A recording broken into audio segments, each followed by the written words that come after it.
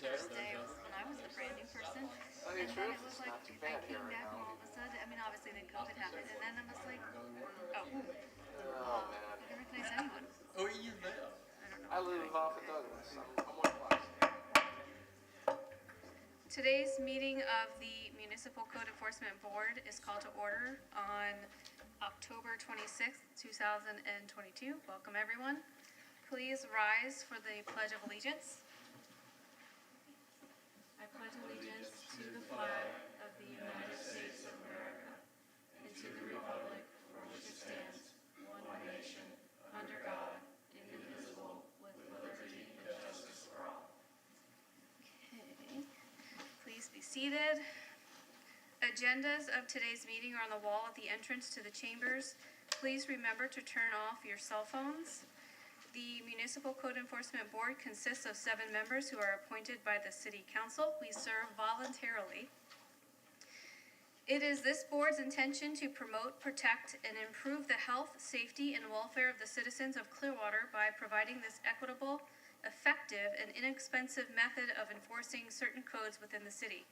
The board considers new business items in 2 parts.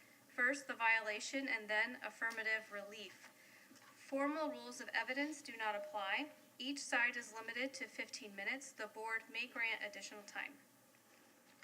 All proceedings will be conducted in a calm, civil manner. Individuals who conduct themselves otherwise will be asked to leave. If necessary, they will be escorted from the chambers. Now I ask all who plan to speak to please rise and be sworn in by the court. Do you swear or affirm to tell the truth throughout your entire testimony? I do. Thank you. Today. Our first order of business is to review and approve the minutes of last month's meeting. May I have a motion to approve the minutes? I make the motion to approve the minutes. I'll second. All in favor? Aye. Minutes are approved. Is there anyone here to speak on items not on the agenda? Are you? Yes. Please step to the podium and state your name and address for the record. You have 3 minutes to speak on a subject that is not on today's agenda. Thank you, Madam Chair and members of the board.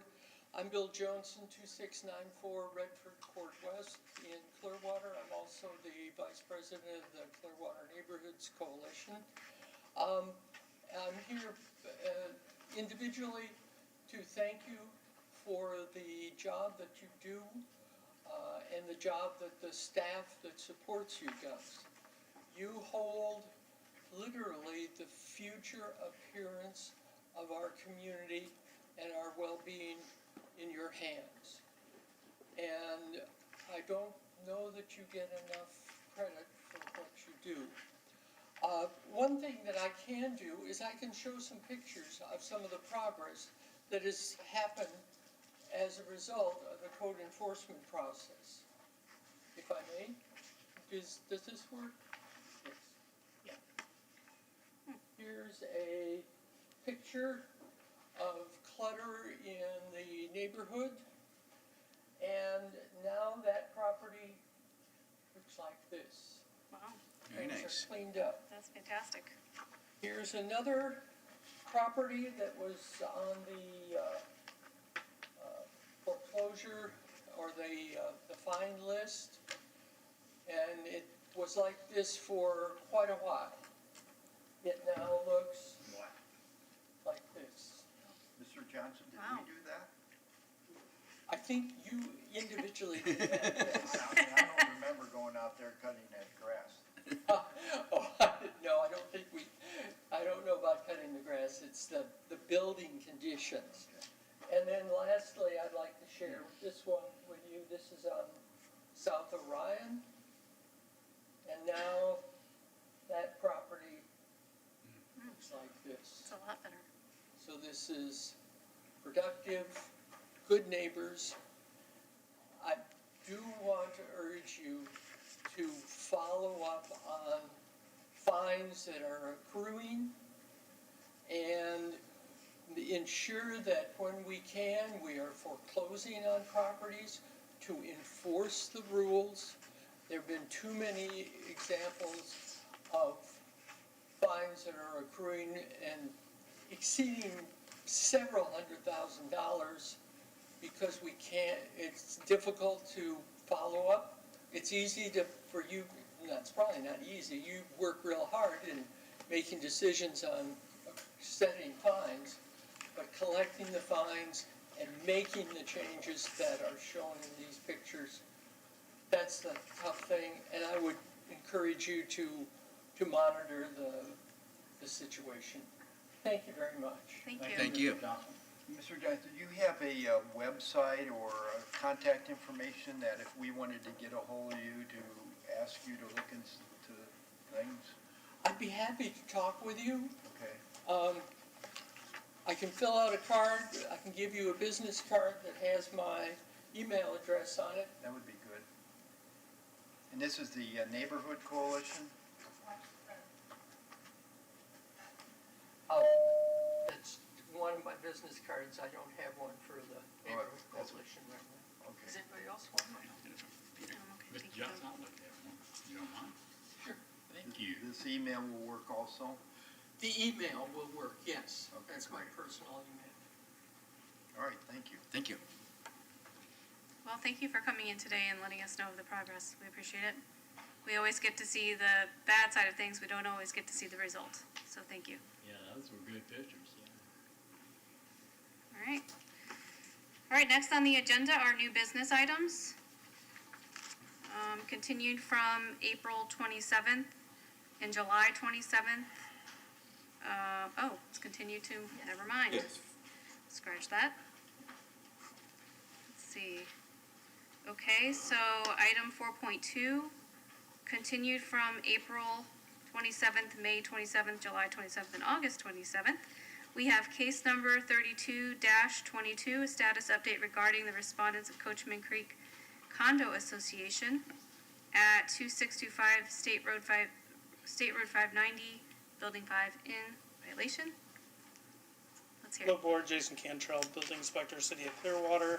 The attorney for the association is here to speak on that. Okay, thank you. Good afternoon, members of the board.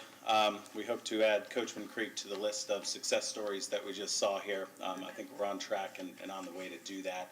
I think the last update, we skipped a month because of the hurricane. The last update was we secured financing. We went under contract with the contractor to begin the work. It was time to then finalize the engineering drawings and submit the permit application to the city. We have done that for the project, the larger project, the fix that the contractor is undertaking. We've submitted the engineering drawings, we've submitted the permit, we've been working directly with Mr. Cantrell. I believe there were two, what I'm going to call punch list items to be corrected on that application. One was to make sure there was termite protection, and the other was to, I think, note whether the residents were going to stay in the building while the property is renovated. Of course, they are going to stay in the building while the property is renovated. One of the big hiccups, if you will, in this case, or in this matter, in this project, was to construct temporary stairs from the back of the building to allow the residents ingress and egress. That's the only thing holding us up at the moment. Mr. Cantrell and myself have been in direct contact with the contractor who's spearheading this thing and the engineer from Cairns Engineering. Apparently, the materials that we had for the temporary stairs in the back of the building were shipped down to Southwest Florida to help with some repairs and issues there. That's what we've been told. So they had to order new materials, and based on the materials that were available, get new engineering drawings to submit to the city and Mr. Cantrell to make sure we're okay to move forward with those temporary stairs. But permit application submitted on the project. Pending before the city, again, I think there's two small items outstanding there. We can't start that until we get the temporary stairs in order.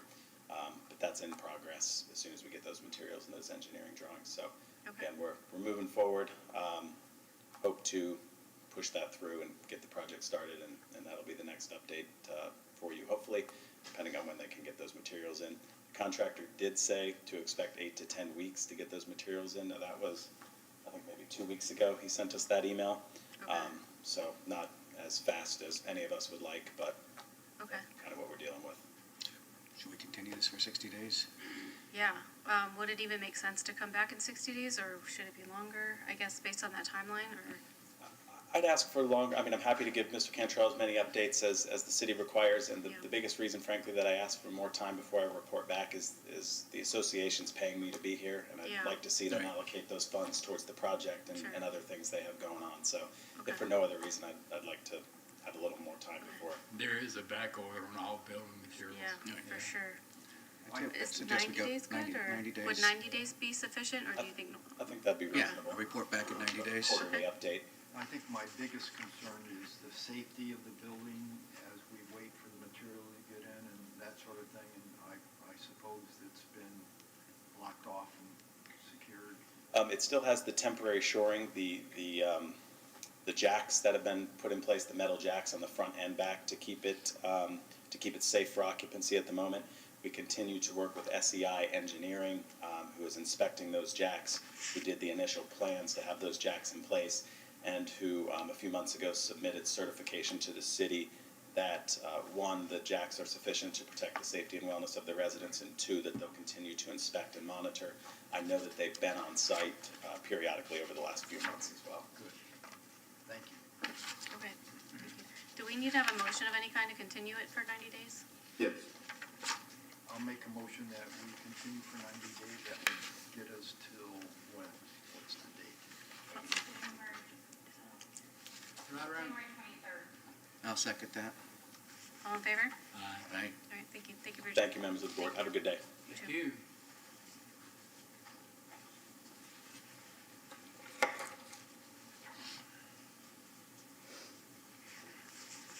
All right.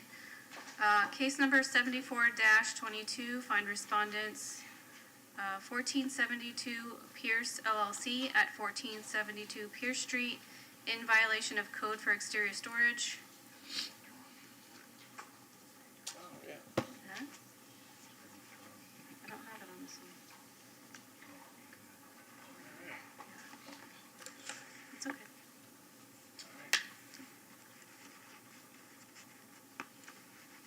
Hello, Board. Daniel Casman, Code Enforcement Inspector for the City of Clearwater. This is for case number 74-22 for 1472 Pierce Street.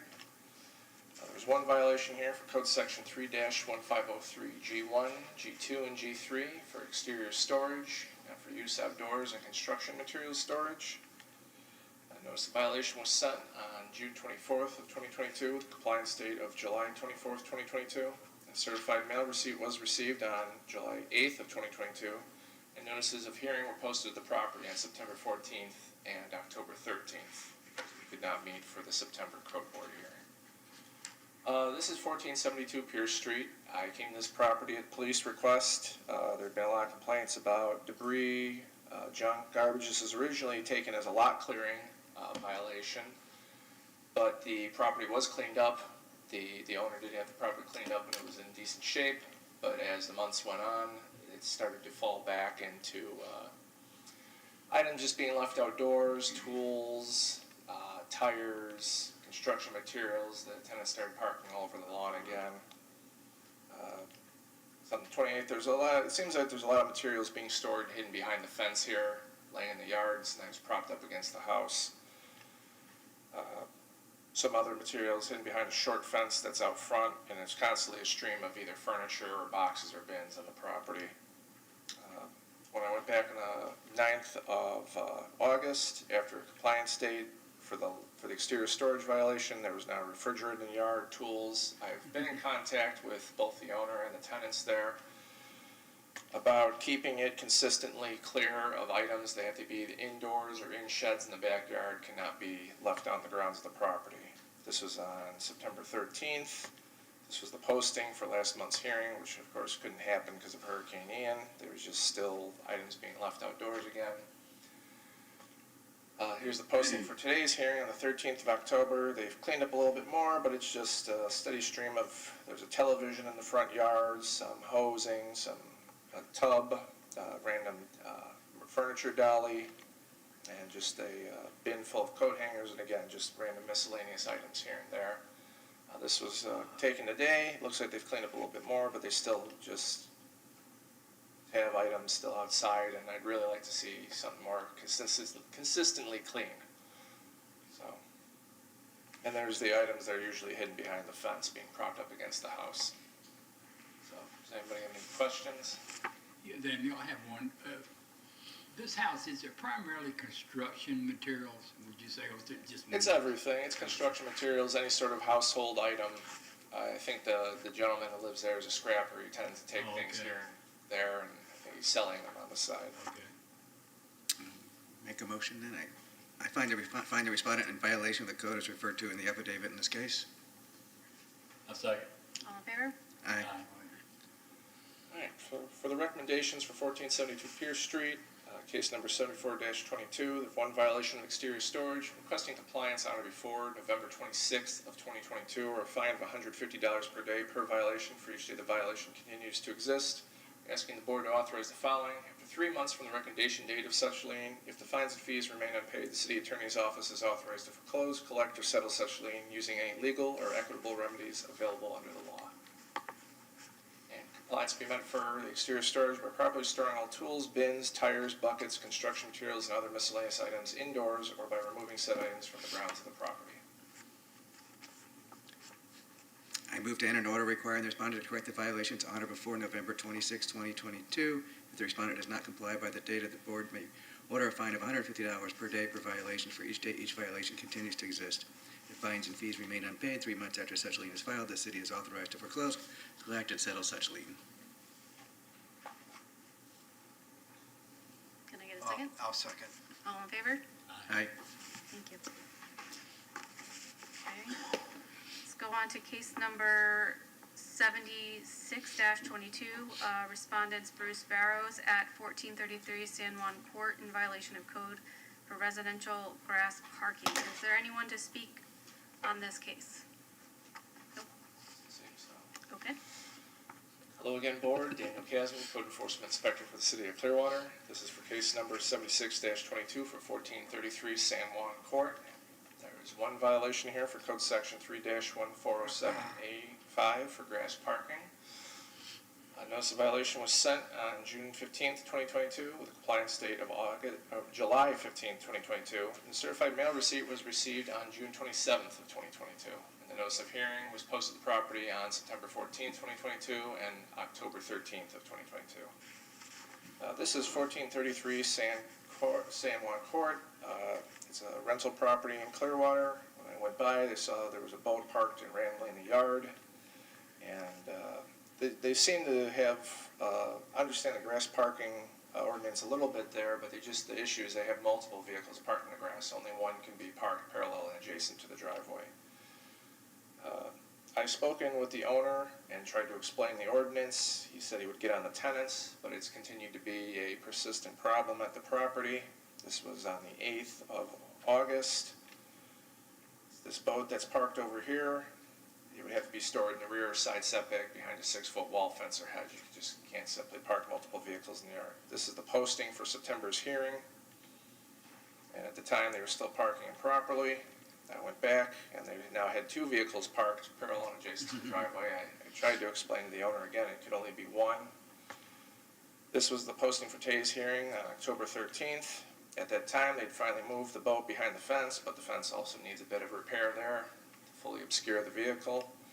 I went back on the 21st, and now there's a motorcycle parked in the grass on the side of the property there. I've explained to the owner that motorcycles, too, are subject to the grass parking ordinance. So I went back today. It looks like they've moved the motorcycle to the sidewalk, but I'd like to have a compliance date further out so that it consistently stays in compliance with the property. Okay. I move to find the respondent in violation of the code as referred to in the affidavit in this case. Second.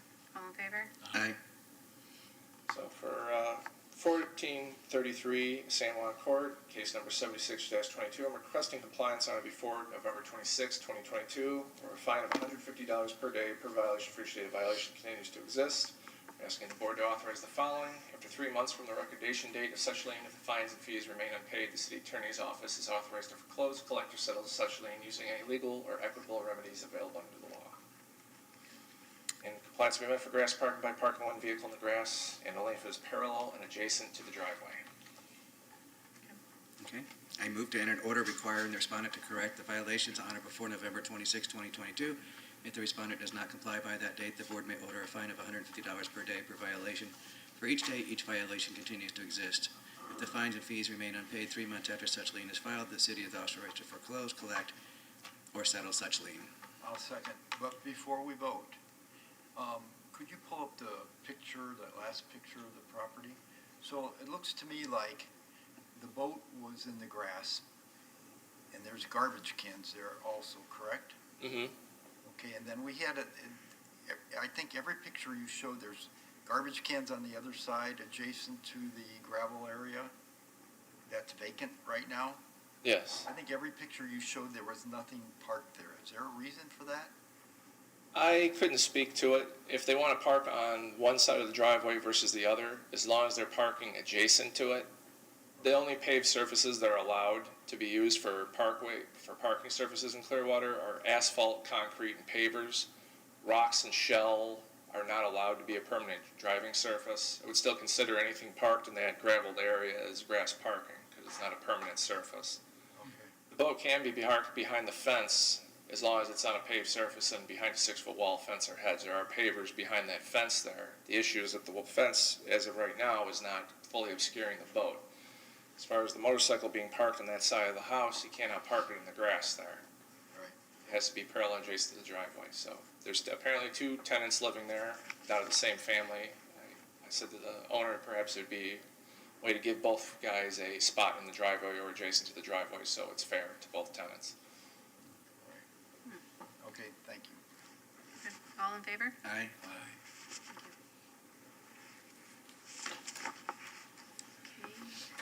Case 77-22, respondents Bart Hawk at 117 North Frederica Avenue in violation of code for residential rental business tax receipts. Is there anyone here to speak on this case? There's 2 of them. Bart Hawk. No? Okay. Yep. So, That's different address. good afternoon again, Board. Daniel Casman, Code Enforcement Inspector for the City of Clearwater. This is case number 77-22 for 117 North Frederica Avenue. There's one code violation here for Code Section 3-2302 for residential rental business tax receipt. Notice of violation was sent on June 10th of 2022 and again on July 11th of 2022 with a compliance date of July 10th, 2022 and July 16th of 2022.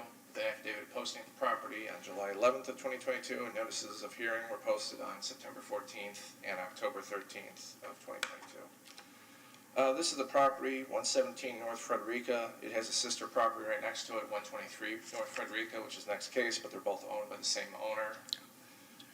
Same issue. I was called up this property by the police. There was issues, I guess, with grass parking and a little bit of outdoor storage, but when I checked on our Acela system, I also noticed there was no business tax receipt for the rental of the property. I have been in contact with the owner, Bart, explained that he needs to get a business tax receipt. He said he would take care of it. He has all the utilities on the properties going to him, and he has himself listed as 1600 12th Street in Palm Harbor, Florida. This is the property appraiser showing his homesteaded property, so he does not live at those residences. He rents them both out to tenants there. This was the posting on August 11th of 2022 for the notice of violation that was originally sent. He still did not, as of August 11th, 2022, did not apply for a business tax receipt for the rental of the property and is still renting out. I went back, and this is the posting for the notice of hearing for last month's hearing on the 14th of September, and he still at that point on the 23rd of September had not applied for a business tax receipt. I'm still renting out the property. This is the posting for today's hearing, 10/13. But at this point, he has applied for a business tax receipt, has been in contact with our office, and he has been sent a link to pay. The only last thing to do is to just pay for the business tax receipt. He's been in contact with our business tax receipt inspector, was giving him the instructions and sent him an email directly, so we're just waiting on payment from him right now. And how long ago was that? That was on the 19th that email was sent to him. So today's the 26th. I think it's been a weekend. Yeah, he's happening at time. Madam Chairman, I'd like to move to find that this respondent in violation of the code is referred to in the affidavit in this case. I'll second that. All in favor? Aye. Aye. So So for 117 North Frederica Avenue, case number 77-22 for the violation of residential rental business tax receipt, requesting compliance on or before November 26, 2022, or a fine of $150 per day per violation for each day a violation continues to exist. We're asking the board to authorize the following.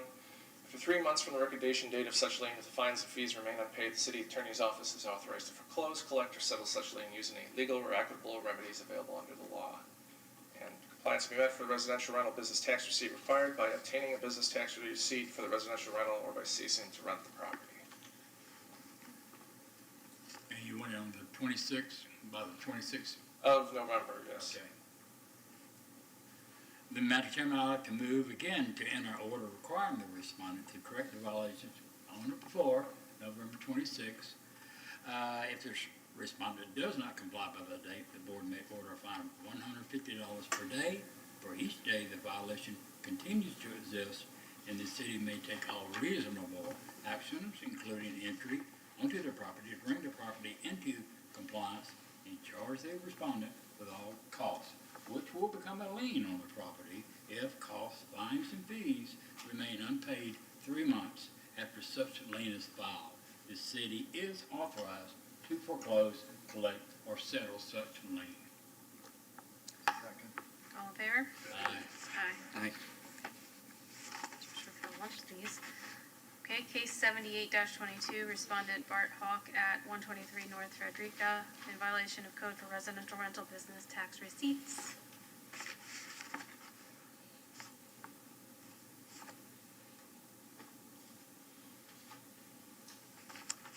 Please forgive me if you get a feeling of deja vu. Say ditto. As with Code Enforcement Inspector for the City of Clearwater, this is case number 78-22 for 123 North Frederica Avenue. There's one code violation here for Code Section 3-2302 for residential rental business tax receipt. Notices of violation were sent on June 10th of 2022, and then again on July 11th of 2022 with compliance date of July 10th, 2022 and July 16th, 2022. The affidavit posting was posted to property at July 11th, 2022 with notices of hearing at September 14th, 2022 and October 13th, 2022. This is a adjoining property to 117 North Frederica. This is 123 North Frederica. Same thing. I was called up by the police for some grass parking issues and then noticed that the owner had not had a business tax receipt in our Arcilla system for his rental of the property. He lives at 1600 12th Street, Palm Harbor, Florida. This is his homestead property and is renting it out to tenants. This is the affidavit of posting for the lack of business tax receipt at the property. He still at that time, August 11th, had not applied for a business tax receipt, was still renting it out. This is the posting for the September hearing. And then again he'd still at that point, by the 23rd of September, not applied for a business tax receipt. And this is the posting for today's hearing. Same deal. Since the properties are contiguous, he can get one business tax receipt that has both properties on it. Same issue, just needs to pay for it, and then it'll be issued, and then he will have a business tax receipt for the properties. I got a question, Yes. if I can. The business tax receipt, how long does that last? Is that forever? It's for 1 year, and every October it has to be renewed again for any business that's continuing to do business in the city of Clearwater. Whether you're a rental property or you sell goods and or provide services within the city limits. So this property is eligible for rental. Can it ever go back to as a non-rental? If the owner was not renting any rooms out or not renting out the property and resided there himself, it left them just empty. If tomorrow he evicted all of his tenants and was no longer renting either property, he would no longer need a business tax receipt for rentals. I mean, the ideal situation would be for it to be purchased by someone who would live there and not rent it, and they would own it, but... Not necessarily. As long as the owner just has a business tax receipt for his rentals, there's really no further issue with the property besides some itinerant grass parking that happens from time to time. The owner's just been somewhat resistant to getting the business tax receipt. Okay, thank you. Mr. Cashman, have you ever come across any of these people that's renting out, that they're renting to families and feel like they don't need a business tax receipt? No, the tenants are all normal, good cheer. They know the owner, and the owner has, I've been in contact with the owner, our business tax receipt inspector's been in contact with the owner, and the utilities department has been in contact with the owner. Okay. Just, Okay. we're at the last step here, I'd just like to see him get the business tax receipt. That's Very good. I move to refine the respondent in violation of the code as referred to in the affidavit in this case. Second. All in favor? Aye. So for 123 North Frederica Avenue, case number 78-22 for the violation of residential rental business tax receipt, requesting compliance on or before November 26th of 2022, or a fine of $150 per day per violation for each day the violation continues to exist. We're asking the board to authorize the following. After 3 months from the recordation date of such lien, if the fines and fees remain unpaid, the city attorney's office is authorized to foreclose, collect, or settle such lien using illegal or equitable remedies available under the law. And $31.50, I think, is a lot less than $150. Is that what it is? Yes. Okay. I move to enter an order requiring the respondent to correct the violations on or before November 26, 2022. If the respondent does not comply by that date, the board may order a fine of $150 per day per violation. For each day each violation continues to exist, if fines and fees remain unpaid 3 months after such lien is filed, the city is authorized to foreclose, collect, or settle such lien. Second. All in favor? Aye. All right, thank you.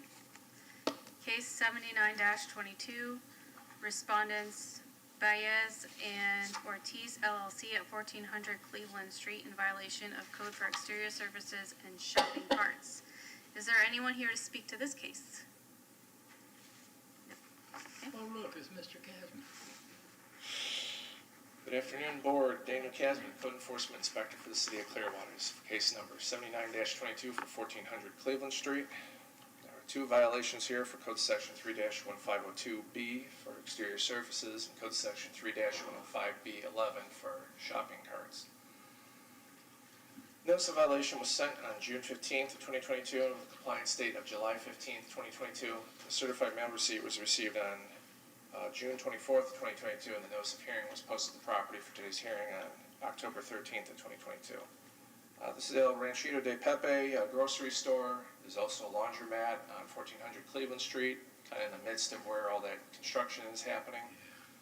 On the back of the building, there's a large expanse of vines that have grown on the property, and they seem now to be permanently affixed, along with some chipping and peeling paint.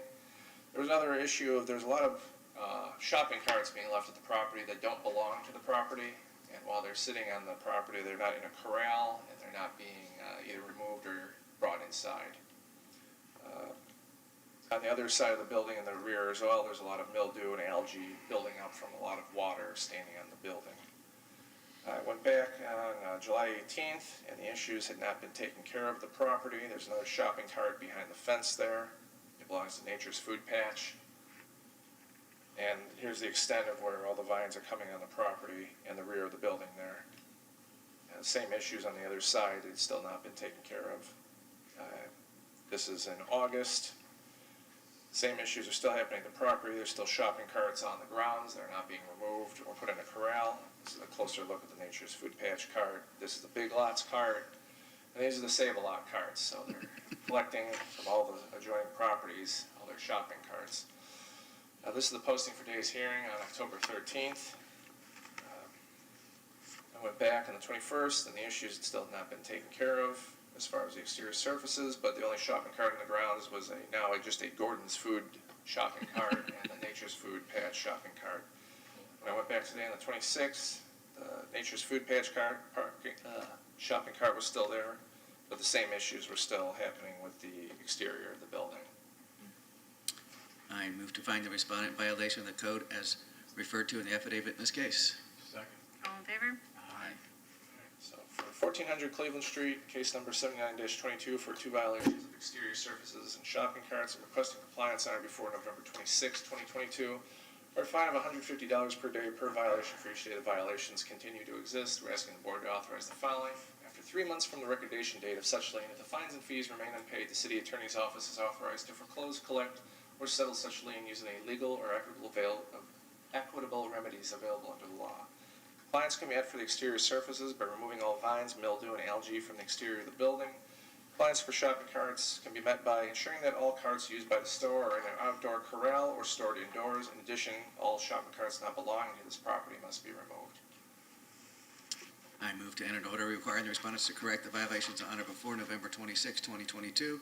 If the respondent does not comply by that date, the board may order a fine of $150 per day per violation for each day each violation continues to exist. If the fines and fees remain unpaid, 3 months after such lien is filed, the city is authorized to foreclose, collect, or settle such lien. Second. All in favor? Aye.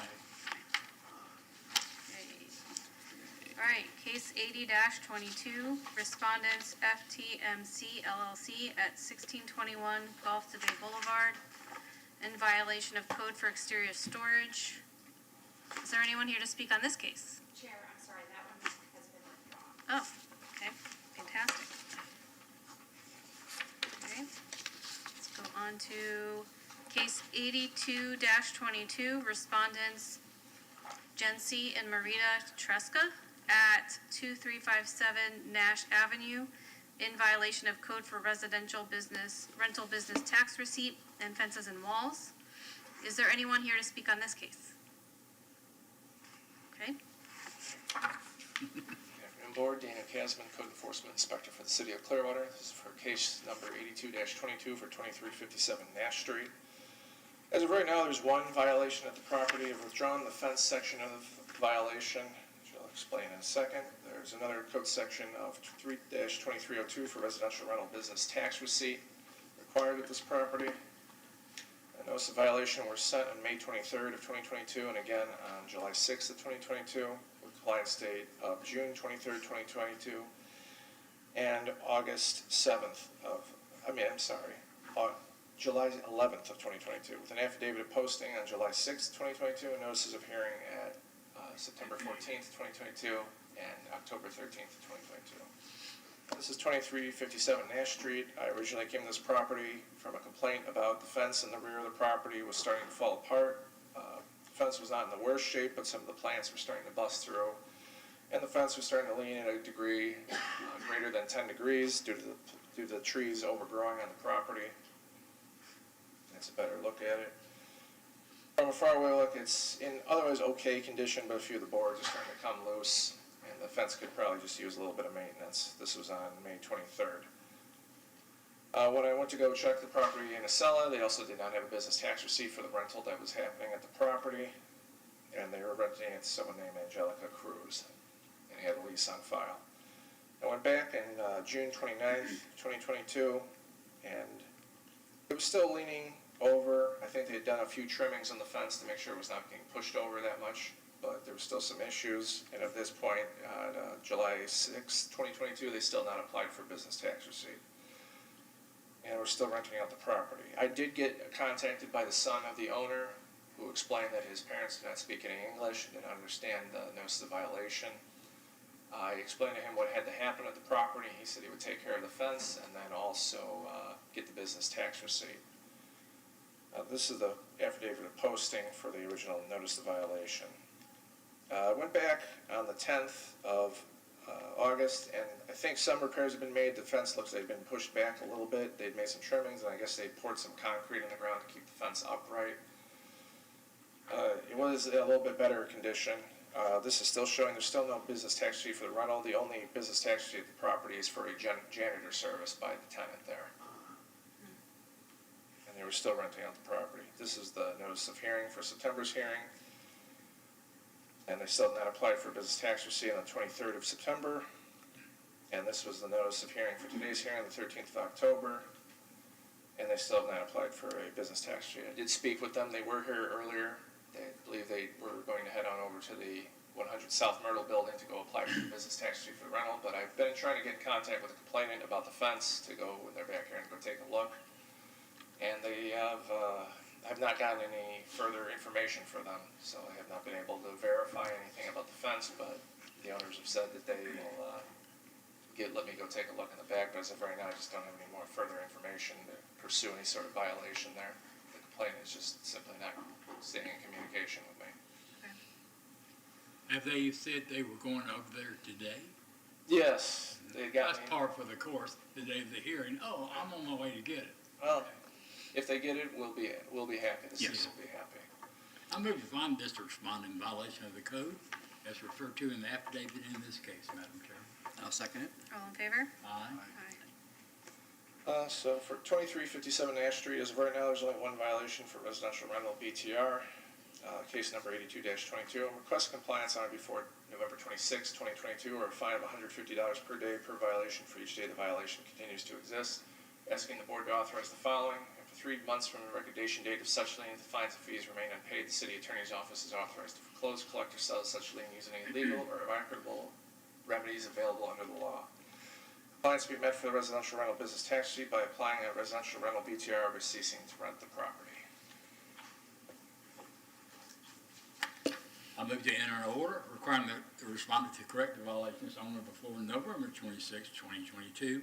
If the respondent does not comply by that date, the board may order a fine of $150 per day for each day the violation continues to exist, and the city may take all reasonable actions, including entry onto the property, to bring the property into compliance and charge the respondent with all costs, which will become a lien on the property if costs, fines, and fees remain unpaid 3 months after such a lien is filed. I'm going to make a suggestion. That's for an unsafe building. Let's go back to page 1.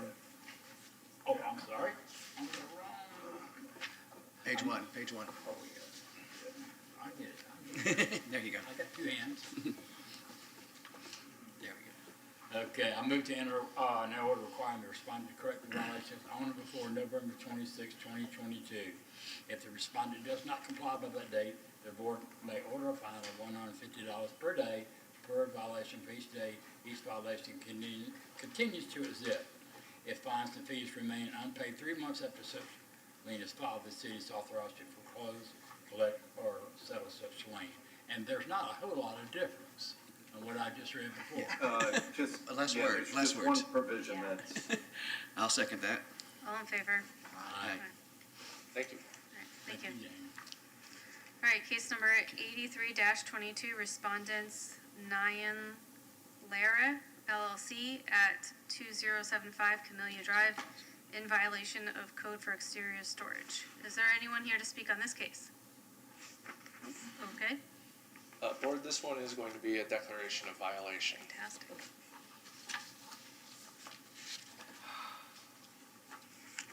I move to find the respondent was in violation of the code as referred to in the affidavit in this case. The violation was corrected prior to today's hearing, and enter an order that no fine be imposed. If the respondent repeats the violation, the board may order a fine up to $500 for each day the violation continues to exist. A second. All in favor? Aye. Thank you. All right, case 84-22, respondents Gertrudis Garcia at 2082 Camellia Drive in violation of code for roof maintenance. Is there anyone to speak on this case? No. Okay. Good afternoon again, Board. Daniel Kasman, Code Enforcement Inspector for the City of Clearwater. This is case number 84-22 for 2082 Camellia Drive. There's one violation here at this property for Code Section 3-1502 D1, D3, and D5 for roof maintenance, clean roof, and false roof elements.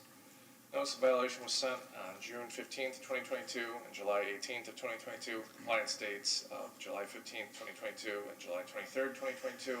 An affidavit of posting of the property on July 18th of 2022.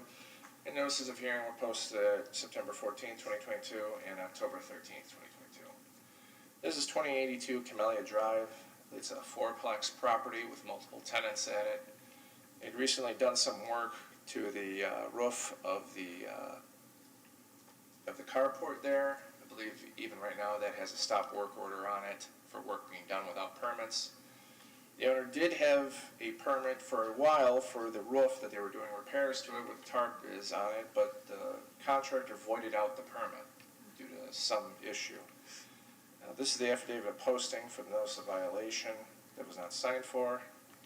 On the other side of the roof too, there's a hanging tarp that just for damage that was occurring. There does seem to be a pile of materials in the carport, a bunch of shingles, a bunch of solid decking for roof repairs. I have been in contact with the owner and tried to explain that they have to repair the roof. I mean, there's a bunch of people living there, but I don't know.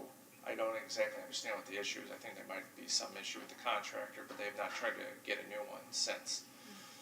So this was August This was July 18th, and I went back on August 10th, and the tarp is even more ripped up. It's falling off the roof. The one on the corner roof there is also still there. This was the posting for September's hearing. Same issue. The tarp is on the roof. There's shingle damage. You can still see at the corner a little bit there. The tarp is there.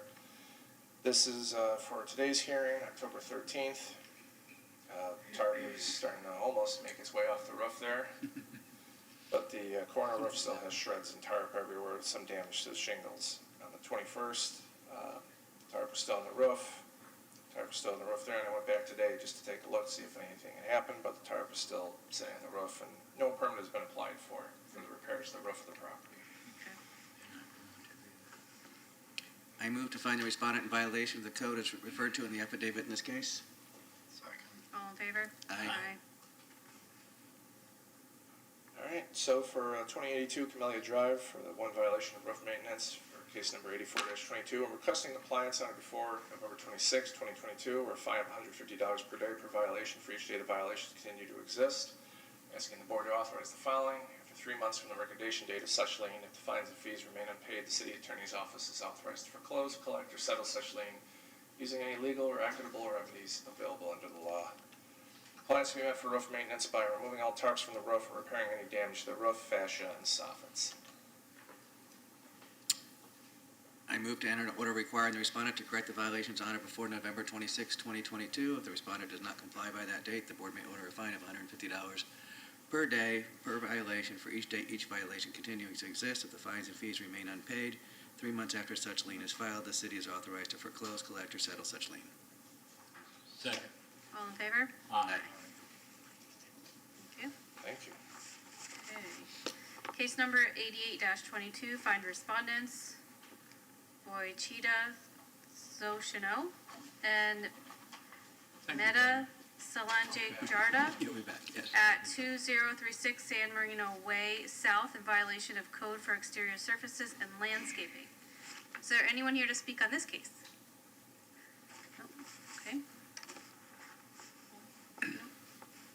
Good afternoon. My name is Rebecca Mulder. I'm the Code Enforcement Manager for the City of Clearwater. This is for case number 88-22 for 2036 San Marino Way. There were 2 violations, one for Code Section 3-1502B for exterior surface, and then Code Section 3-1502H3 for landscape maintenance. Notices were sent on 6/10 with a compliance date of 7/5. We did receive the certified mail back on 7/1, and then did an affidavit of posting on 8/12. This is the property at 2036 San Marino Way.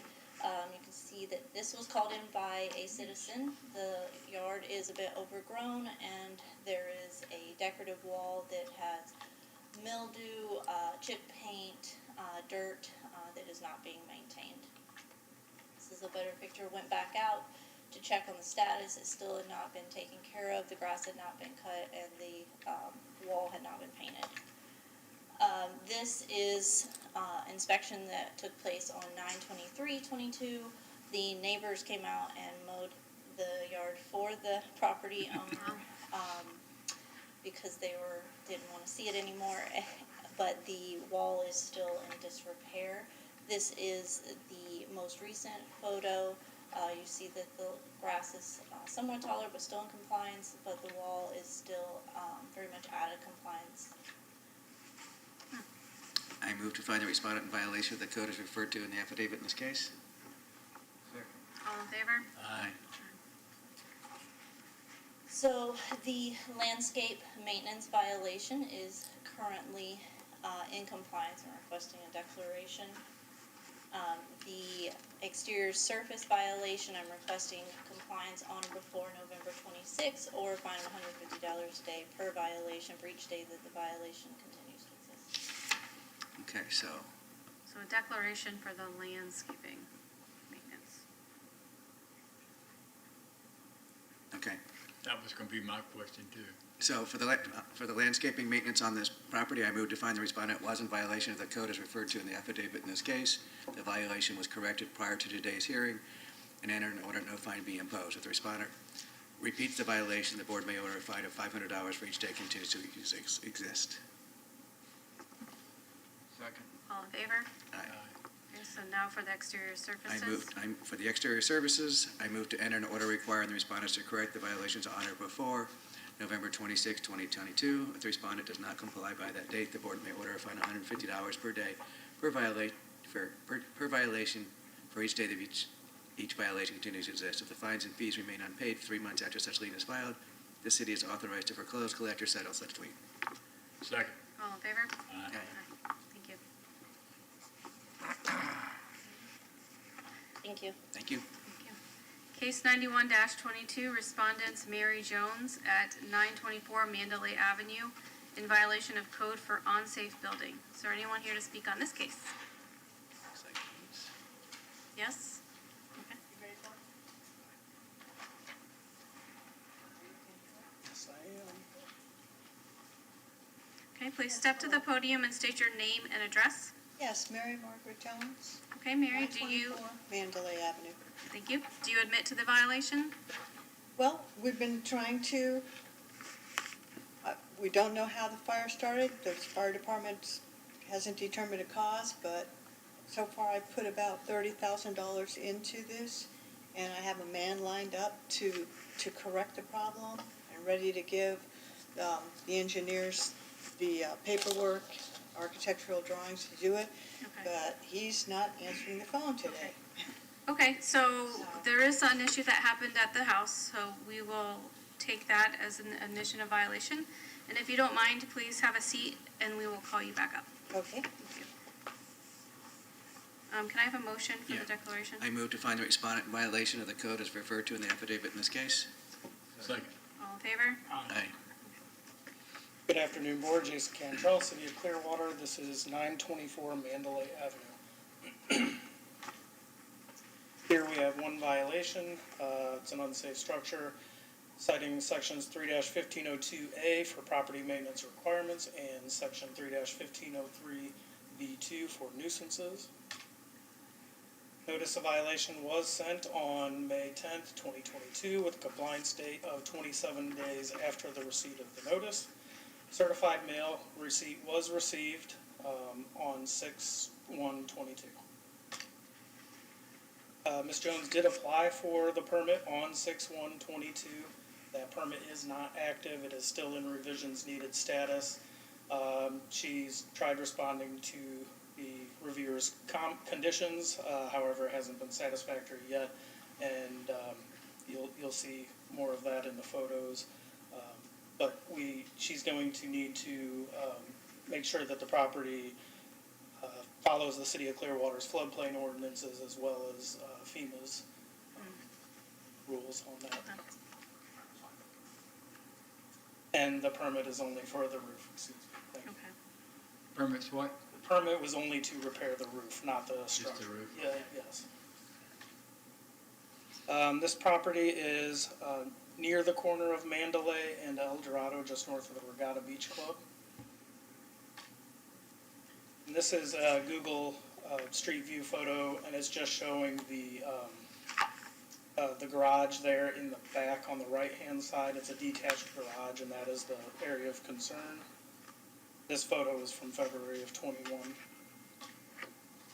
And this is just an overview showing that the red dot is on the main house, and just to the left there is the detached garage up in the corner.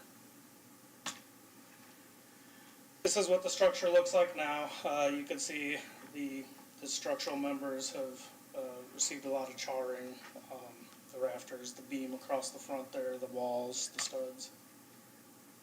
Just another photo of the same. This is looking up at the underside of the roof. You can see the rafters and the decking is significantly charred. More of the same, also showing some water lines there that have been affected, as well as plumbing drain lines. And an electrical line running down the left-hand side there. Any questions on the photos? So you just noticed the electrical line, is there still power running to the house? No, to the house, yes, to the garage, no. Was there any damage to the house? Jeff? No, So they're gonna need permits for every piece of the structure. yes, And with it being a garage, they don't have any height limit. They don't have to raise it up or anything. It's still just a garage on ground level. So you said FEMA, and I don't know if you were referring to having to, like a house, you'd have to Right. raise it up if you redid it, but this in is that regard, right. Yeah. There's height limits, but that's on the height of the the structure. height of the structure, not the height of the base, because it's just a garage. So these should be easy to get permits? Possibly. She'll have to fill out a non-substantial, substantial damage package and submit that with her paperwork. She's also wanting to keep the structure. She says it's sound, so the reviewer told her she needs to get an engineer to review that and sign off whether or not the remaining elements can be reused. Okay. So she'd like to keep the roof under the plywood or the boards underneath there that have been charged, she'd like to keep those? That's what she said, yeah. And do you have recommendations? I do. Do you want those now? Yes. We made a motion first? No, we haven't. Okay. Motion. I move to find the respondent in violation of the code as referred to in the affidavit in this case. We already did that one. We did that one. Yeah, we did that one. I guess we'll hear. Ms. Jones, can you please step back up? Let's see the timing, how long this can take. Can you please step up to the podium and tell us your plans? Excuse me? Would you mind telling us your plans? Yeah, I have a guy all lined up. He's excited. We found a good man. We interviewed quite a bit. We're very confident with him. He's excited to help. He wants to do some major, he wants to bring it up to standards for the hurricane, with clips and pretty much doing a lot of work to the trusses to make them much stronger. And he's insisting on sheathing, like all the way around, to give strength to the garage. And we also want to comply with some of the FEMA things with the floodgates. I've had to amass a lot of learning about that. So we want to sort of make it compliant. It is a lot If we to can't learn. do all this for some reason, and they say it shouldn't be hard, for me, it would be just me, I would just have to tear it down, forget about it. Okay. But for me to rebuild a new garage, it would be like 30 to 60,000. Okay. And I'm not willing to do that, so, but Okay. I really love this garage, because it's solid cedar, Mhm. and it's from the old timbers, from the old days, so I have a lot of. Looking at the affection. photos, is there anything salvageable? You're enjoying the cedar, but it looks like it was burned. Yeah, they say that if it doesn't char more than a quarter of an inch into the wood, the wood is actually still structurally sound. And my friend and I, my housemate Fred, we sanded it down to that amount and just really cleaned it up. I had a couple of dumpsters. I lost about $25,000 for the stuff in that garage. We've got it nice and clean, and there's no soot floating around. But we feel like we have to put a lot of structural members, meaning the vertical, more reinforcements to it there. And then we have cedar siding we want to side it with after we sheathe the building. Okay, so question, they mentioned the permits. It seems that one was applied for the roof, but you will also need one for the structure. For everything. Okay. Yeah. I just want to make sure you're aware of I'm not that. gonna have it I probably won't have power. I'm just gonna keep it a garage. Okay. And if some flood comes, water can flow in there and out. But I do want storage. I mean, as long as it's permitted properly, have electricity, that's not, it's not an issue. It's just a matter of getting the proper permitting to making And sure we it's done have- properly and to code and. The man lined up, he's real excited, we like him. Okay. But with this catastrophe happening in Fort Myers, I think a lot of guys are just sort of It's definitely disappearing hard to down there. get anyone. And I'm very scared, because usually you can just get a guy right on the phone, but they're not returning their calls. I mean, From So- experience, I know exactly what you're talking about. yeah. When did you interview with him? Pardon me? When was your interview with the contractor? I interviewed him about a week and a half ago, and, a few weeks before that, we talked to his boss, and he's very excited. Well, you might want to converse with him. I'm also a former fireman. Whenever you have damage like that from the heat, Yeah. It charges that cedar, you lose the integrity of the cedar, it can become bug infested. Well, Cedar's this a is natural cedar. repellent. I know, but it's But a natural. still. It's the natural repellent. And once the heat chars it, that goes away. Yeah. So you can cover it, but you still can get insects to invade it and it rot away. You might want to talk to an engineer about that. I would not do that if I were you, but that's me. You mean repair the building? Right, I would not repair it. I would go ahead But and, see, if I wanted to rebuild, I would want to use cedar again. well, that's fine. New cedar That's has that of course, property 3 times in it. more money, Yeah, but- you're gonna lose it in the end. But I'm gonna be, I'll probably have the new setback things I'd have to, like, right now, I get to keep the footprints that's there in the existing setbacks, but I think if I rebuilt, I wouldn't be able to keep that same footprint, right? I don't know, you have to talk to the, Because right now, the setbacks are 5 feet, I would just have, maybe that wouldn't be so bad. But I don't know. well, I'm just saying, I would talk to whoever's gonna do the job, make sure that if he wants to cover that up, it's feasible in the long run to do that. And I wanted to pick a guy that was more science-oriented, that could really talk technical with me. I think I found a guy. And he thinks that the wood's in good shape, but, Well, I would check him out. yeah. Well, it sounds like you have a good idea of what needs to be done. If you don't mind, I'd like to hear the recommendations and then just make sure that you're on the same page with the city about what needs to be done. We can move forward. All right, Thank you. thank you.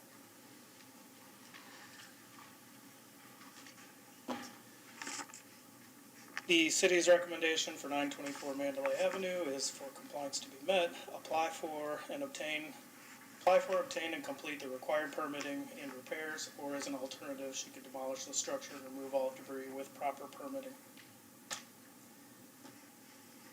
The recommendation is to obtain a permit on or before November 28th, 2022, and a separate order to complete the permit by February 28th, 2023, or a fine of $150 per day per violation that the violation continues to exist, and any reasonable cost to be applied as liens against the property.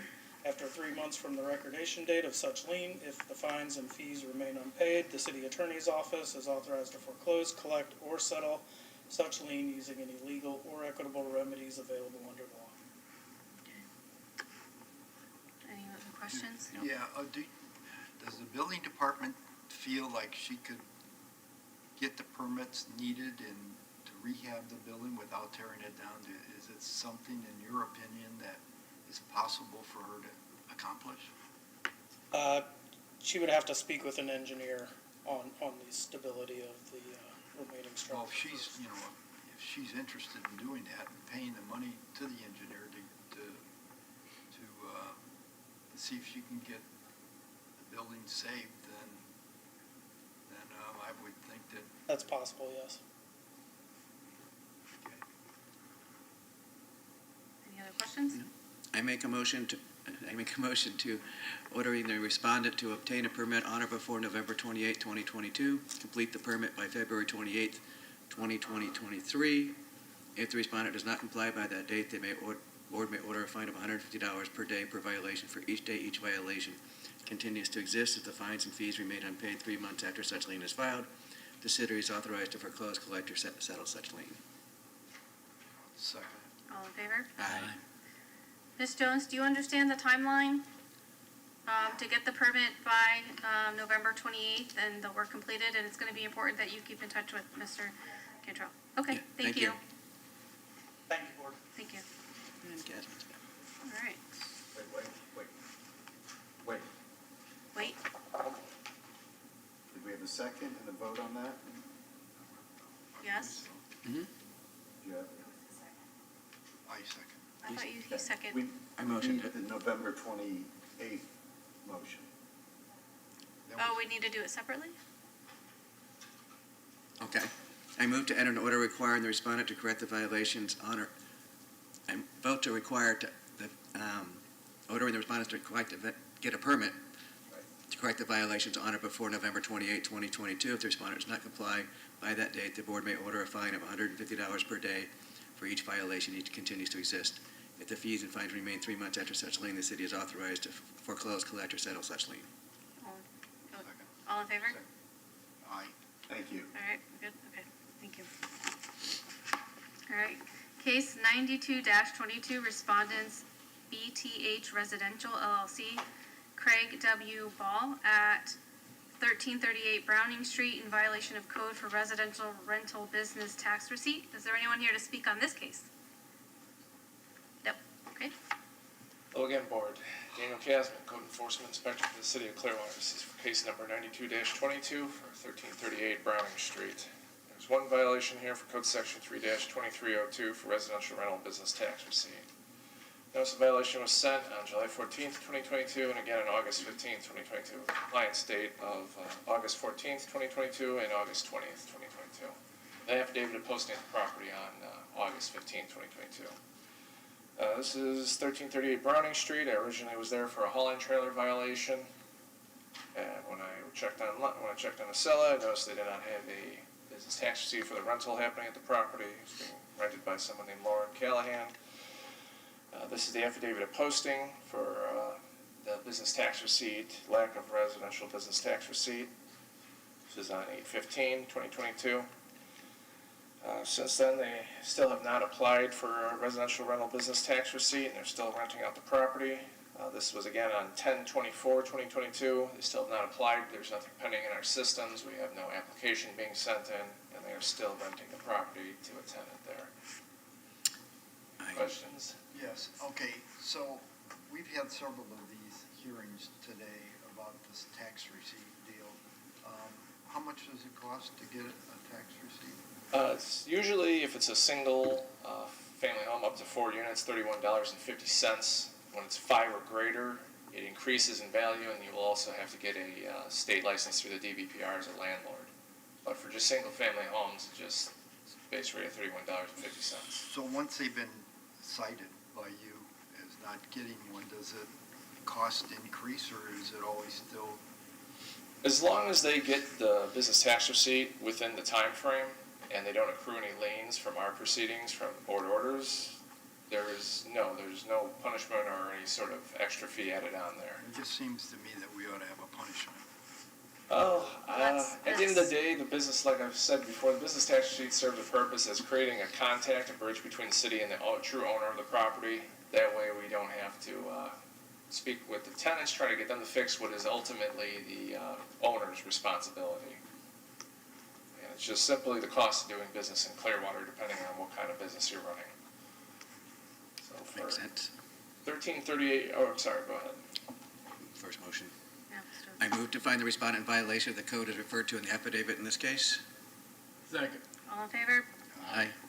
So for 1338 Browning Street, case number 92-22, one violation of residential rental business tax receipt, requesting compliance on or before November 26, 2022, or a fine of $150 per day per violation for each day that violations continue to exist. We're asking the board to authorize the following. After 3 months from the liquidation date of such lien, if the fine and fees remain unpaid, the city attorney's office is authorized to foreclose, collect, or settle such lien using any legal or equitable remedies available under the law. Compliance will be met for residential rental business tax receipt required by obtaining a business tax receipt for residential rental or by ceasing to rent the property.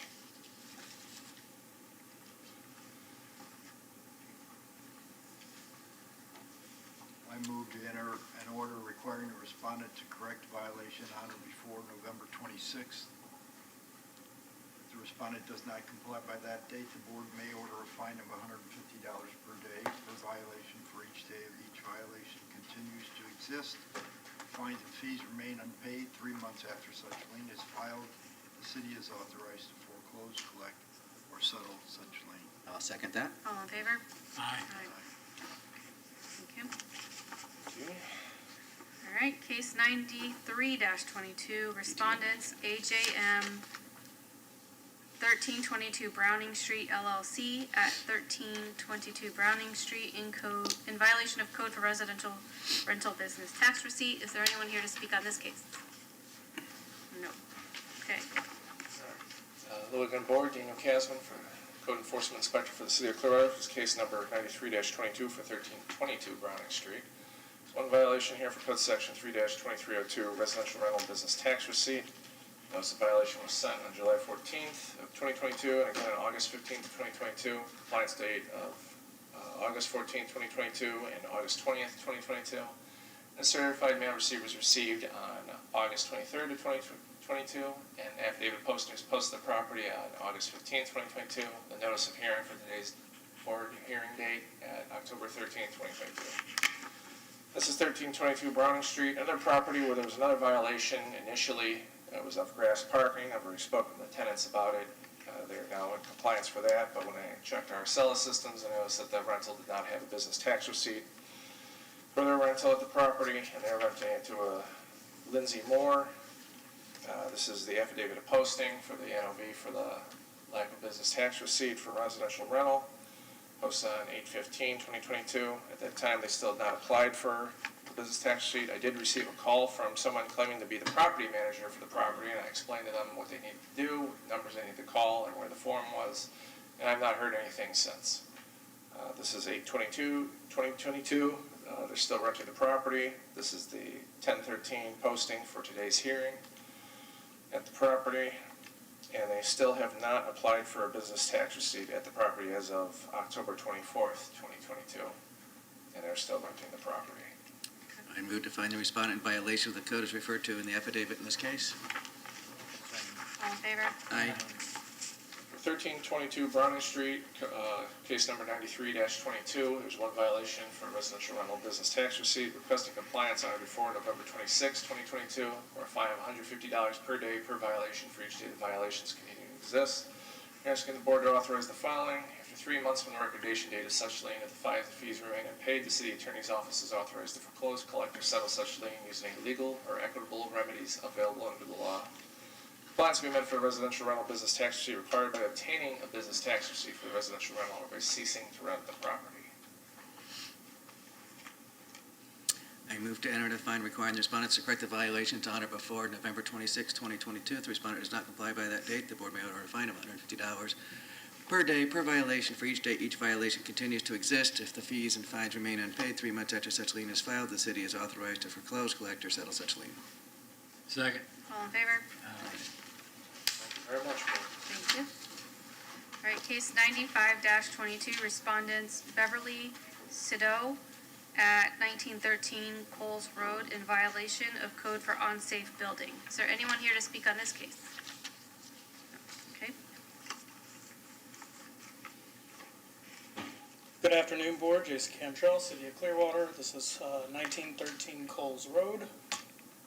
Here we have one violation for an unsafe structure, citing section 3-1502A for property maintenance requirements and 3-1503B2 for nuisances. Notice of violation was sent May 3rd, 22, with a compliance date of 27 days after the receipt of the notice. Certified mail receipt was not received. First class mail was not returned either, so that means they did get that. So an affidavit of posting was done on 6/8/22. A notice of hearing was sent on September 13th, 2022, and an affidavit of posting was done the same date for today's hearing. This property is just north of Sunset Road, just east of Douglas. Google map showing, Google Street View showing the property back in April of 2017, just to give you an idea of what it looks like. There was a tarp up on the roof on the left-hand side at that time, if you see that.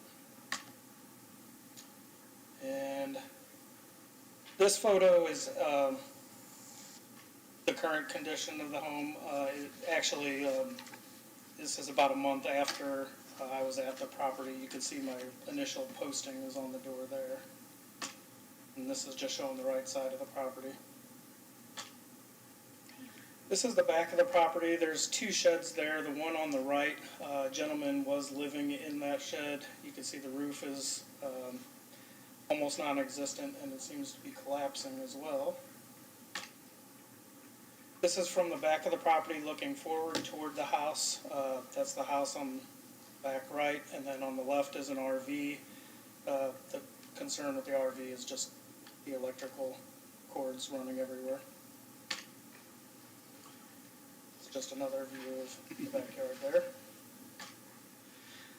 This is on the south side of the house. That is an electrical outlet that is not properly mounted in the box. The wires are hanging out. There's another view of that shed in the back. Again, the gentleman was living in there. You could see a better view of the roof there. And the front wall has either fallen off or been removed at that point. And that was in June.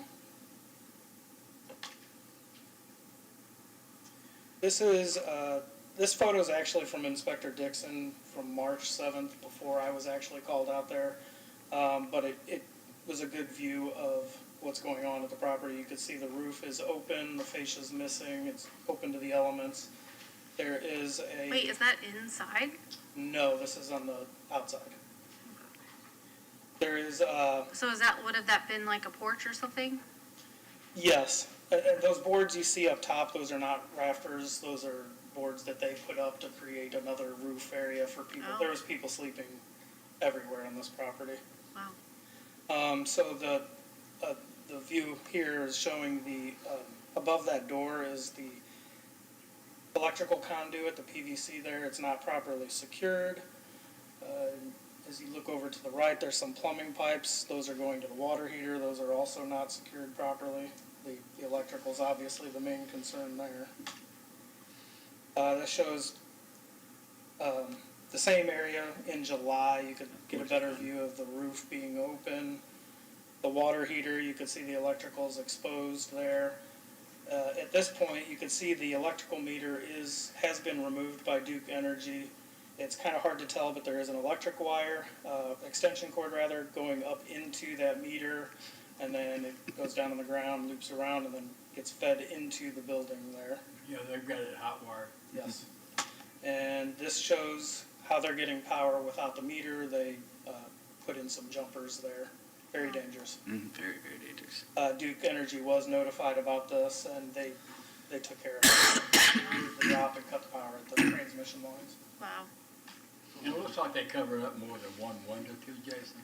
Just boarded up. Those windows were actually covered up by the city of Clearwater, Building Maintenance Department, after the police did a raid. That's why I was called out there. The police did a raid. One of the entering officers got shocked. They called the fire department. They called me. Wow. He's okay, but that's how this came to light. So the city put those boards up there. Okay. This is a posting of today's hearing.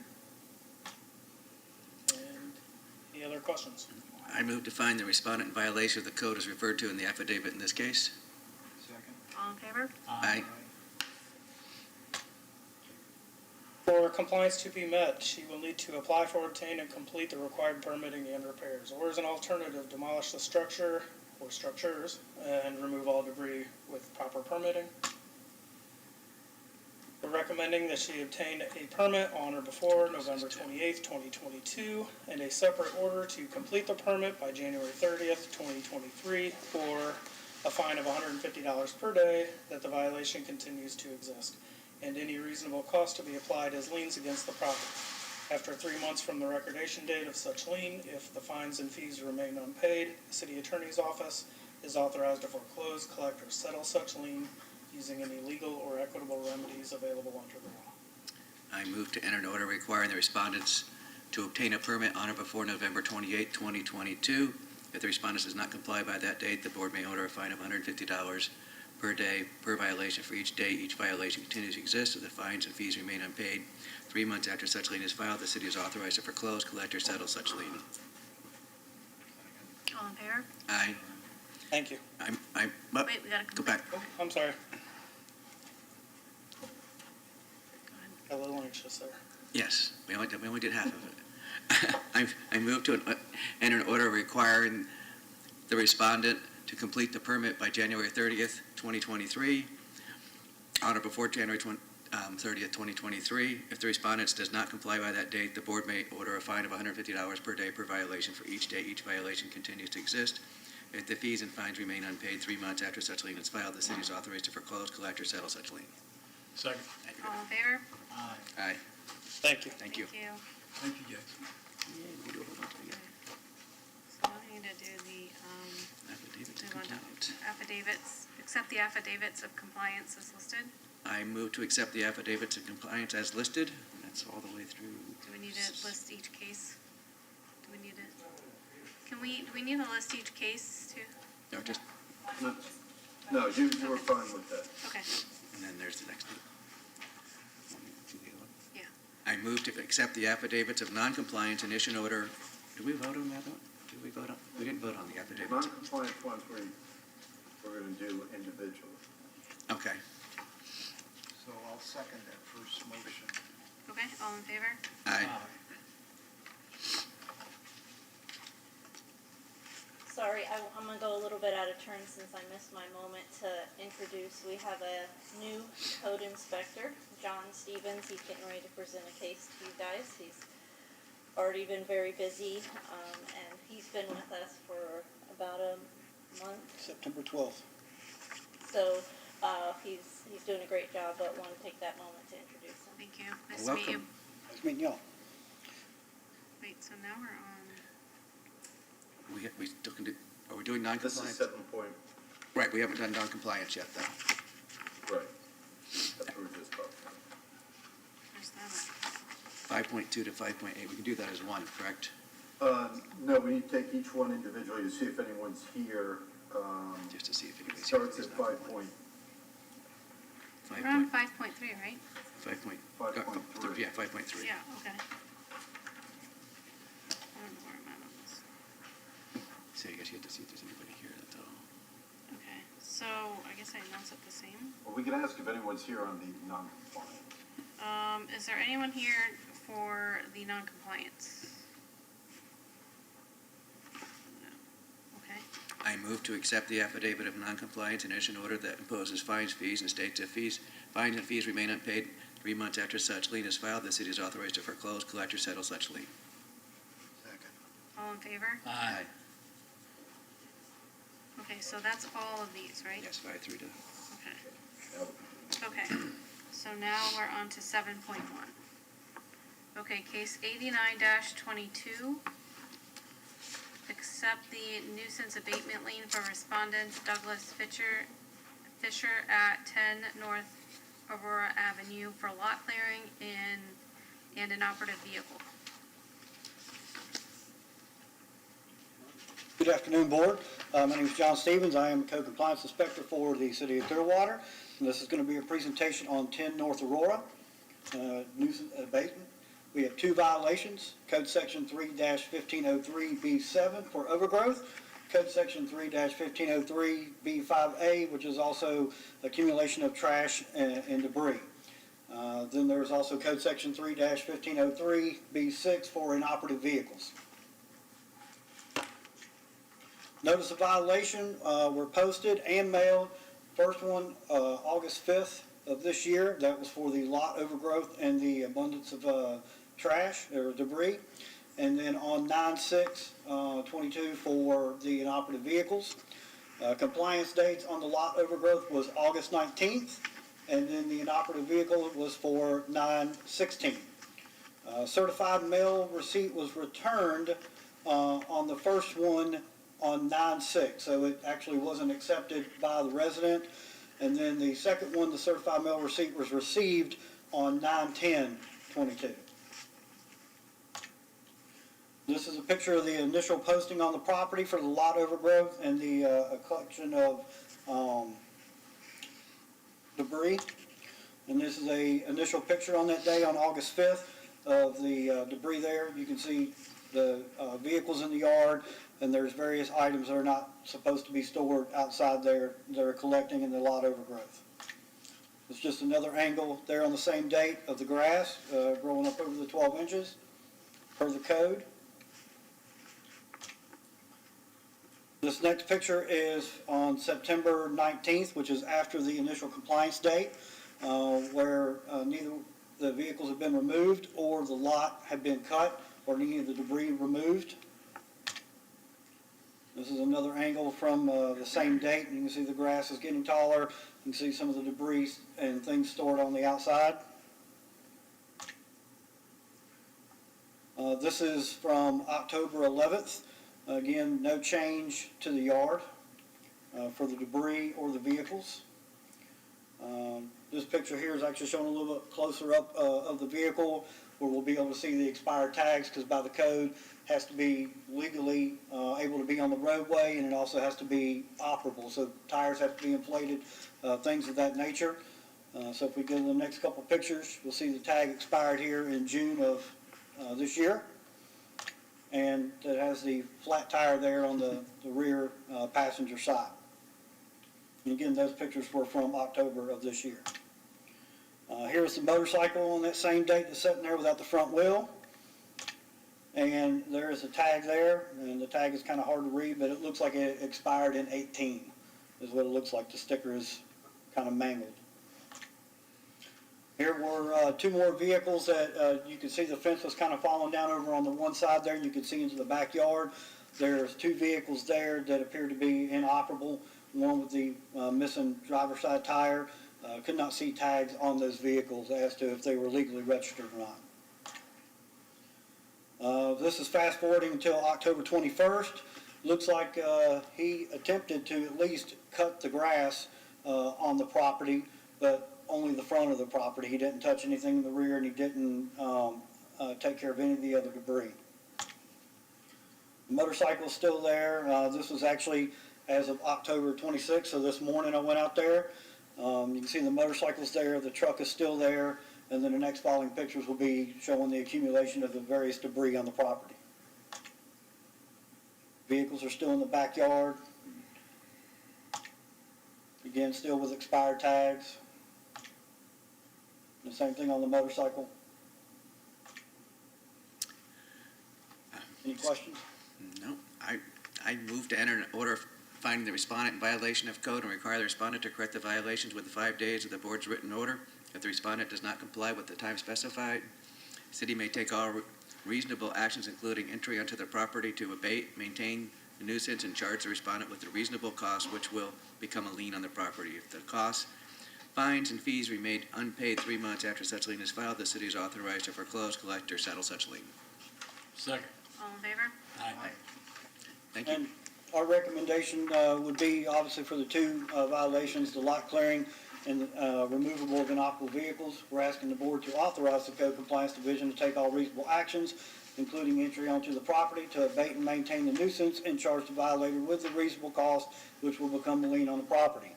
After 3 months from the recordation of such a lien, if the fines and fees remain unpaid, the city attorney's office is authorized to foreclose, collect, or settle such lien using any legal or equitable remedies available under the law. Thank you. Thank you. And compliance can be met by, for lot clearing, by clearing all overgrowth and debris from the property.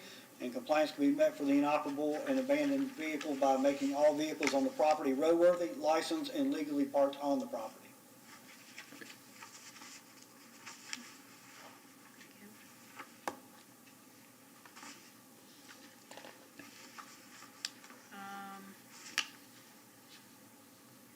We've already did the motion, so Yeah, we're done with that one. Okay. Thank you. I thought we had to do that after he read it, not before. Well, Did that I mean, these are, to some extent, these are standard, your motion, because you're allowing them to come in and take care of the nuisance. And secondly, we want to put on the record at least what the city's position is, so it can come either way. Okay. All right, case 92-22. Accept the nuisance abatement lien for respondents Patricia DePriest at 1631 Tuscola Road for lot clearing in an inoperable vehicle. Is there anyone to speak on this case? No. Okay, Board. Busy day. Yes, Code Enforcement Inspector for the City of Clearwater. This is case number 97-22 for 1631 Tuscola Road. This is a nuisance abatement. There's one violation here currently, Code Section 3-1503B5A for accumulation and placement of nuisances, and Code Section 3-1503B7 for lot clearing violation. The other code violation for the inoperative vehicle, 3-1503B6, they're currently in compliance. The vehicle has been removed from the property. Notice of violation was sent on September 22nd of 2022, compliance date of October 2nd, 2022. Affidavit of posting was posted to the property on September 22nd, 2022. This is 1631 Tuscola Road. There was a lot of debris. I got this as a complaint. There was a bunch of debris and items being stored outdoors and on the patio. This is a better look of it from the side. And on the other side of the home, there's bags of garbage and trash being stored on the exterior grounds of the property. This is what it looks like close to the garage, just a bunch of items of various use being on the property, and that is what the porch looks like currently. This was the vehicle called in. It was a station wagon with a license plate. The vehicle was posted with an operative vehicle notice with today's hearing date on it, and this is the notice for the lot clearing violation. I went back on the 4th of October, and the issues were still happening at the property with the items on the grounds on the left and right of the home. But when I went back on the 21st, the station wagon's been removed, and the only thing left is the lot clearing violation. I have been in contact. This is when I went to today and took a look. The owners are starting to work on the property, trying to remove some of the items. They said they have a plan in place to have a hauling trailer come out, and they're just going to load it up and throw it all away. Hopefully that'll happen before we have to take action. Any questions?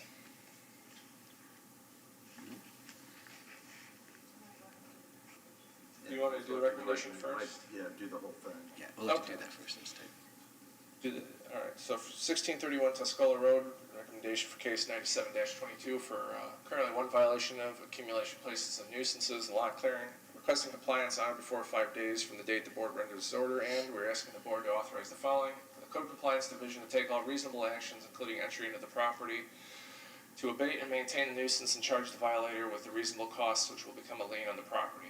After 3 months from the recommendation date of such lien, if the fines and fees remain unpaid, the City Attorney's Office is authorized to foreclose, collect, or settle such lien using any legal or equitable remedies available under law.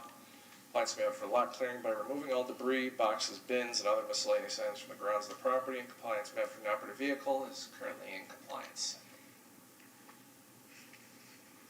I move to enter an order finding the respondent in violation of code and requiring the respondent to correct the violations within 5 days of the board's written order. If the respondent does not comply within the time specified, the city may take all reasonable actions, including entry into the property, to abate and maintain the nuisance and charge the respondent with the reasonable cost which will become a lien on the property. If the costs, fines, and fees remain unpaid 3 months after such lien is filed, the city is authorized to foreclose, collect, or settle such lien. Second. All in favor? Aye. Thank you very much. Thank you. All right, case 100-22, accept the nuisance abatement lien for respondents I.M. in Mud LLC at 1275 Palm Street for lot clearing. Is there anyone to speak on this case? No. Okay. I'm in Good afternoon, Board. Code Inspector Gregory Dixon. This is case 100-22 for 1275 Palm Street. There's one violation of this property, violating Code Section 3-1503B7 for lot clearing. Notice of violation was posted at the property in City Hall and mailed on 10/5 with a compliance date of 10/15. This is the property on the day that I posted it. After compliance, today. Any question? Okay. Requesting compliance 5 days after the board renders its order. Compliance is not met. Request an order be issued allowing the City of Clearwater to take all reasonable actions, including entry onto the property, to abate and maintain the nuisance and charge the respondent with the reasonable cost which may become a lien on the property. After 3 months from the recordation date of such lien, if the fines and fees remain unpaid, the City Attorney's Office is authorized to foreclose, collect, or settle such lien using any legal or equitable remedies available under the law. Compliance can be met by clearing all overgrowth from the property. Thank you. I move to enter an order finding respondent in violation of code and requiring the respondent to correct the violation within 5 days of the board's written order. If the respondent does not comply within the time specified, the city may take all reasonable actions, including entry into the property to abate and maintain the nuisance and charge the respondent with reasonable costs which will become a lien on the property. Costs, fines, and fees remain unpaid 3 months after such lien is filed, the city is authorized to foreclose, collect, or settle such lien. second. All in favor? Aye. Aye. Thank you. All right, case 101-22, accept the nuisance abatement lien for respondents AJX Homes Florida LLC at 511 North Washington Avenue for lot clearing. Anyone to speak on this case? Nope. Good afternoon, Inspector Dixon, Code Compliance Inspector. Case for case 101-22 for 511 North Washington Avenue. There's one violation here for lot clearing. It's violating section 3-1503B7 and 3-1503B5A for accumulation of trash and debris. Notice of violation was posted and mailed on 10/4 with a compliance date of 10/14, and the registered mail receipt was returned to the office on 10/17. This is the property. It appears to be under renovations. It's owned by a company in California, but the entire lot's overgrown. There's some mattresses there on the side and some debris. This is after the compliance date. They cut up until the back of the house, but the mattresses are still there. There's a large pile of debris behind the house, and the backyard's not cut. They cut the backyard but left the mattresses and the debris. So I'll try to get a hold of them. Nobody's contacted me. I'll give them one more chance to get this cleaned up. If not, then I would ask that compliance be met 5 days after the board renders its order. Compliance is not met, request an order be issued allowing the city of Clearwater to take all reasonable actions, including entry onto the property to abate and maintain the nuisance, and charge the respondent with a reasonable cost, which will become a lien on the property after 3 months from the recordation date of such lien. Fines and fees remain unpaid. The city attorney's office is authorized to foreclose, collect, or settle such lien using any legal or equitable remedies available under the law. I move to enter order finding the respondent in violation of code and requiring the respondent to correct the violations within 5 days of the board's written order. If the respondent does not comply within the time specified, the city may take all reasonable actions, including entry onto the property to abate and maintain the nuisance, and charge the respondent with a reasonable cost, which will become a lien on the property. Costs, fines, and fees remain unpaid 3 months after such lien is filed. The city is authorized to foreclose, collect, and settle such lien. Second. All in favor? Aye. Thank you. All right, case 102-22, accept the nuisance abatement lien for respondents Predictable Construction, Inc. at 905 Ingman for lot clearing and issue an order of compliance. Is there anyone to speak on this case? No. Are you here for this case, sir? No. Gentleman behind you. Okay. Okay. Good afternoon, Code Inspector Dixon. This is case 102-22 for 905 Ingman Street. There's one violation at the property. That's a violation of Code Section 3-1503B7 for lot clearing and 3-1503B5A for accumulation of trash and debris. A notice of violation was posted at the property in City Hall and mailed on 10/5 with a compliance date of 10/15. This is the day of posting, day after compliance, and today. Any questions? Recommendation? For case 102-22 for 905 Ingman, for the one violation of lot clearing, request compliance 5 days after the board renders its order. If compliance is not met, request an order be issued allowing the city of Clearwater to take all reasonable actions, including entry onto the property, to abate and maintain the nuisance and charge the respondent with the reasonable costs, which will become a lien on the property. And after 3 months from the recordation date of such lien, if the fines and fees remain unpaid, the city attorney's office is authorized to foreclose, collect, or settle such lien using any legal or equitable remedies available under the law. I move to enter an order finding the respondent in violation of code and requiring the respondent to correct violation within 5 days of the board's written order. If the respondent does not comply within the time specified, the city may take all reasonable actions, including entry onto the property to abate and maintain the nuisance and charge the respondent with reasonable costs, which will become a lien on the property. If costs and fines and fees remain unpaid 3 months after such a lien is filed, the city is authorized to foreclose, collect, or settle such lien. I'll second that. All in favor? Aye. Thank you. Okay. Is there any more business to come before this board? No? Okay. The board is adjourned. Thank you.